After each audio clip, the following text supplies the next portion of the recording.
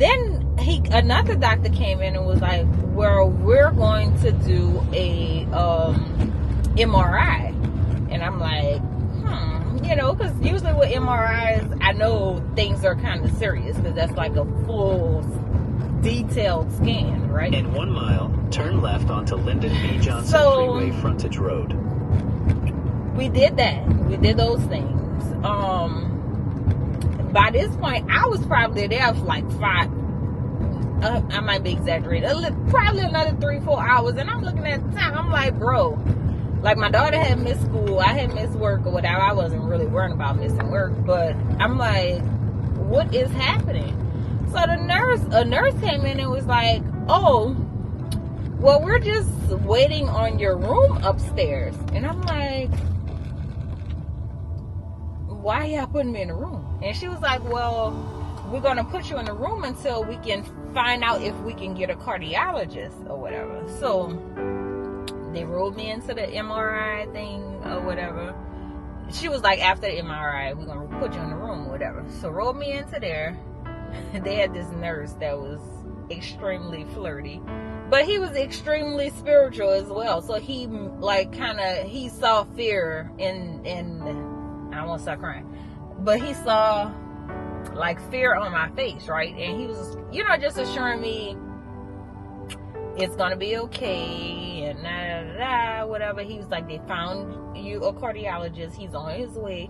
He was like, I don't know what type of energy you are putting out there into the universe. He was like, but consider yourself extremely blessed. And I was like, why you say that? He was like, first of all, for you to go to the doctor and they transport you here to walk you straight into the emergency room, and you're about to see a cardiologist and have your surgery tomorrow. He was like, that has never happened. And I'm like, wait, what? My surgery? And he was like, yeah. He was like, they found a blockage in your arteries. And I'm like, so when was anybody going to tell me this? And he was like, well, they kind of wait on the cardiologist to come and tell you and this and that. So I'm like, oh, okay, interesting. So I'm like, kind of scared again at this point, because I'm like, wow, like a surgery? Like, okay, all right.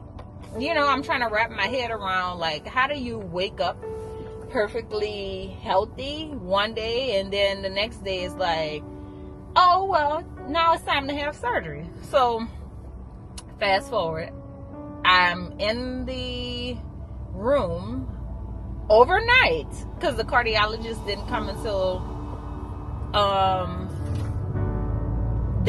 late that night or whatever. And he introduced himself, Dr. Bauer. Shout out to him. He is amazing. And he explained to me what was going on. Onto Lyndon B. Johnson Freeway Frontage Road. Told me that I had to have an emergency surgery the next day. So I'm like, oh my God. So I didn't want to call like anybody to have them worried, to have them panic or anything. In 1 mile, turn right onto Quite Road. Because I'm like, I know my faith and I know my God and I know everything was going to be okay. And I hadn't already like Googled like this was one of the best hospitals in the world. It was specifically a heart hospital, so I knew I was in good hands.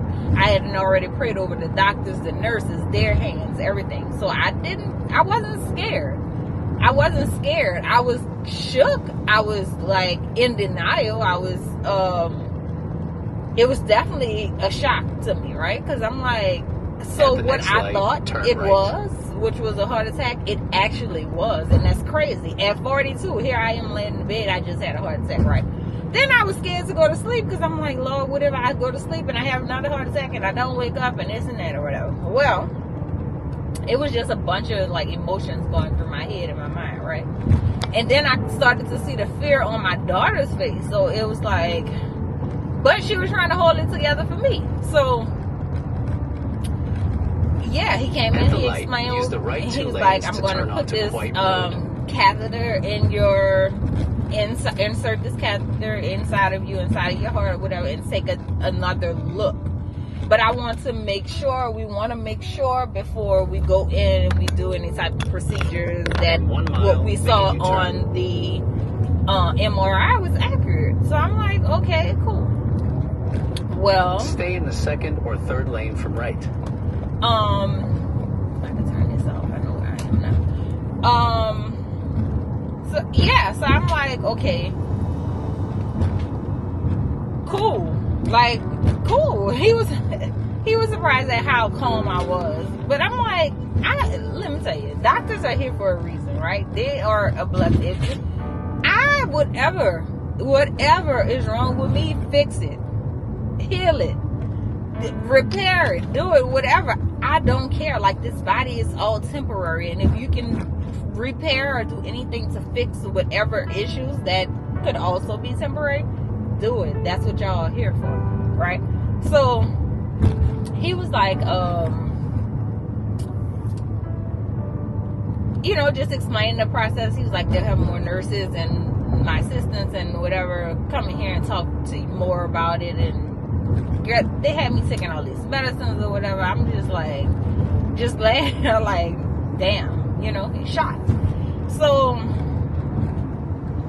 the next morning, another nurse, amazing, the surgery nurse, I don't know what the title is, but the nurse right before surgery came in, talked to me, explained everything, answered every question, because by that time, child, I had to Google stuff. I had so many questions, like, which you shouldn't Google anything, because Google kind of put me into depression, y'all. Like, it was saying stuff like, if you get a heart stent, you can only live 2 years after, and this and that or whatever. I'm in the class with older people that has gotten a stent like 10 years ago, and I'm in a class with some people that have multiple stents or whatever. So don't trust Google, right? Yeah, so after that, I'm like, he explained everything to me. We went through the surgery, the whole prepping for surgery and stuff like that. And then that night, late that night, I texted my mom and my brother. And I started not to, but I did anyway. And I asked them not to worry, not to, like, stress me out or whatever. I can't be stressed out and stuff like that. And not to worry. They said everything was going to be okay and this and that. And, I just want to get rest and that. And guess what they did? Exactly what they did. And I know I'm not faulting them, right? Because that's my family and they're supposed to worry and stuff like that. Girl, they started calling me immediately. When I tell you, I'm like, I know you lying. And that kind of like started like stressing me out. But I mean, I understood and I understand because of the situation, right? But they also did exactly what I asked them not to do. And that was the reason why I didn't want to call no one and tell anyone or whatever. But yeah, that's neither here nor there. So this is actually part 3, so I'll continue with part 4 and tell you guys what happened once I got to the hospital and after I left the hospital. So make sure you like, subscribe, and continue watching.